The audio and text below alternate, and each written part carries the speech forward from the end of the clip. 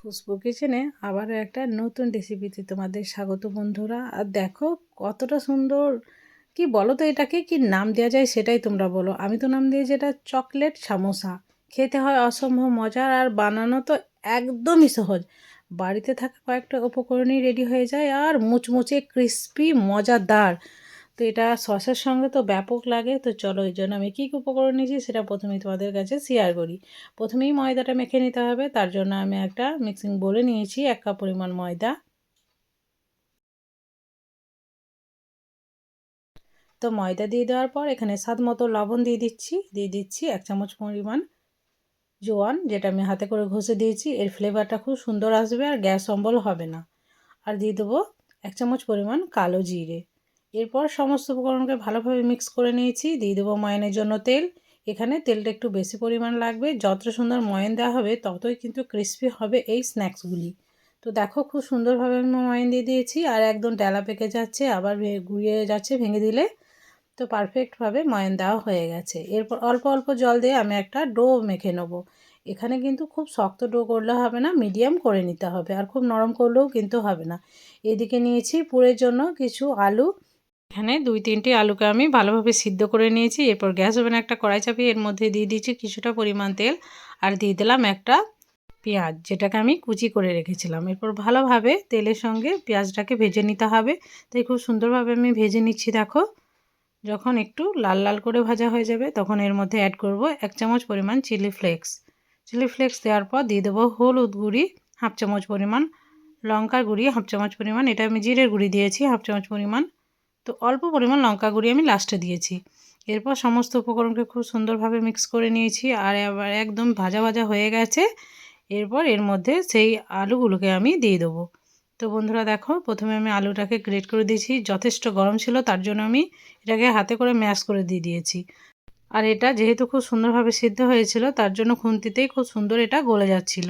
তো দেখো খুব সুন্দরভাবে গলে গেছে। এরপর আমি স্বাদ মতো লবণের মধ্যে অ্যাড করেছি। এরপর সমস্ত উপকরণকে আবারও খুব সুন্দরভাবে মিক্স করে নেব।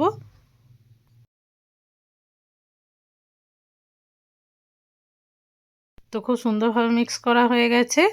আর দেখো একদম রেডি হয়ে গেছে বলে প্যান থেকে কিন্তু উঠে চলেও আসছে এটা। তো এটাকে নামিয়ে আমি ঠান্ডা করে নেব। এদিকে চলে যাই সেই ডোটার কাছে।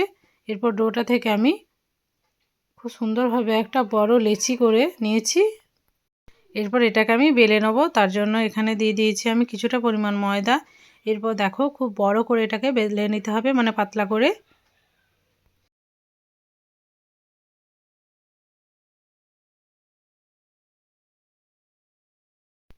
তো ঠিক এই রকমভাবে আমি বেলে নিয়েছি। এরপর চারি সাইডে কেটে নিতে হবে।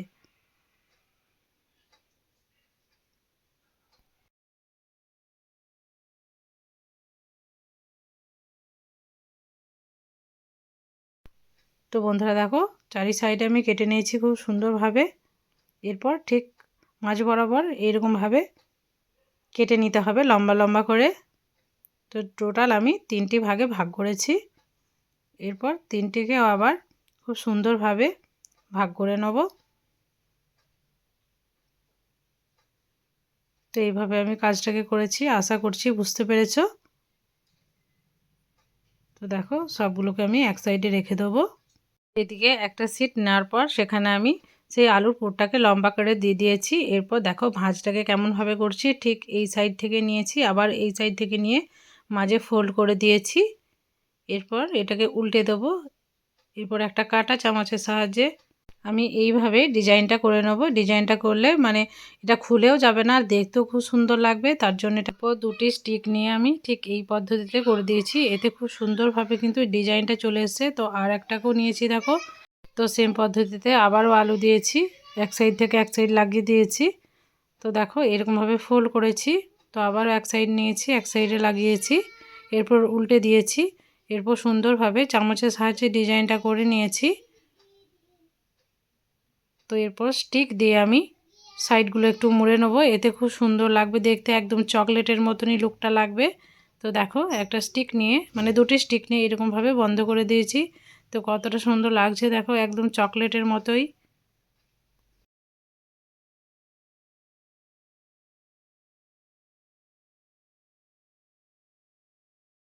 তো সেম পদ্ধতিতে আবারও একটা বানিয়ে তোমাদেরকে দেখাচ্ছি। এইরকমভাবে আমি সবগুলোকেই বানিয়েছি। আবারও সেই চামচ দিয়ে সাইডগুলোকে মুড়ে নিয়েছি। চামচগুলো দিয়ে এটাকে মোড়ার পর মানে টিপার পর মানে দুটো কাঠি দিয়ে ঠিক এইরকমভাবে মুড়ে নিয়েছি। তাহলেই হয়ে যাবে রেডি চকলেট সমোসা।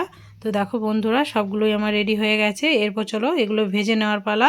তাই গ্যাস ওভেনে একটা কড়াই চাপিয়ে দিয়েছি। এই কড়াইয়ের মধ্যে দিয়ে দিয়েছিলাম আমি তেল। তেল এবার খুব সুন্দরভাবে গরম হয়ে গেছে। এরপর এই সমোসাগুলোকে ভেজে নিতে হবে। তো দেখো আমি এক এক করে তেলের মধ্যে এগুলোকে ছেড়ে দিচ্ছি।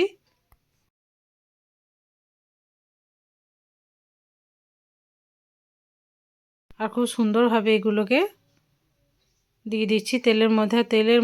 তেল যেহেতু গরম আছে তাই এগুলো ভালোভাবে কিন্তু হয়ে যাচ্ছিল। তো একটু নাড়াচাড়া করে নিতে হবে।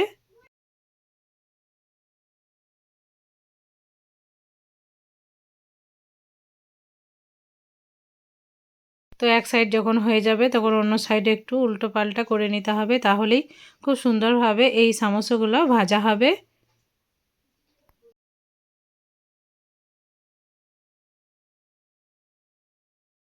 তো বন্ধুরা এবার কিন্তু রেডি হয়ে যাবে। তো দেখো অনেকটাই বেশ গোল্ডেন ব্রাউন হয়ে গেছে।